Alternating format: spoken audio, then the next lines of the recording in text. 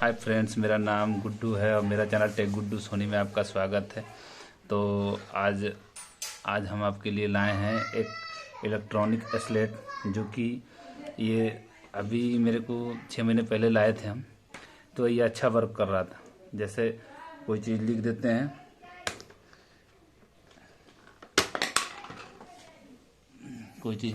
जैसे मान के चलिए कुछ भी।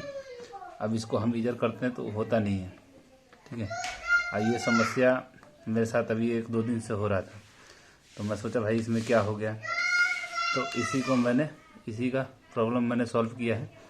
तो चलिए मैंने क्या किया वो करके आपको बताते हैं, ताकि आपके पास भी अगर इलेक्ट्रॉनिक स्लेट है तो आप भी इसको ऐसे रिपेयर कर सकते हैं या बना सकते हैं। तो सबसे पहले मैंने क्या किया कि इस साइड एक जो स्क्रू देख रहे हैं,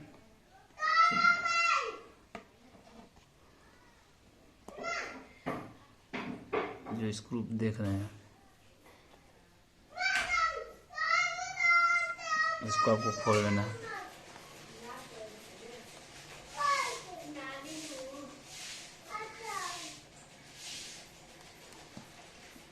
देखिए, अब ऐसे इसका सेल बाहर खींच लेना है।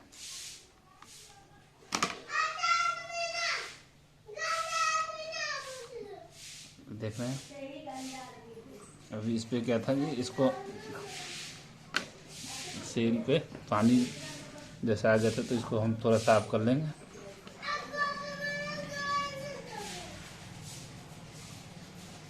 ये देख रहे हैं, ये देखिए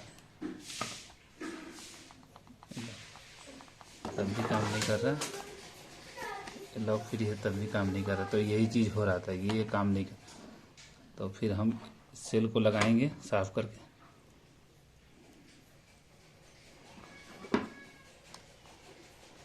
उसके बाद देखते हैं।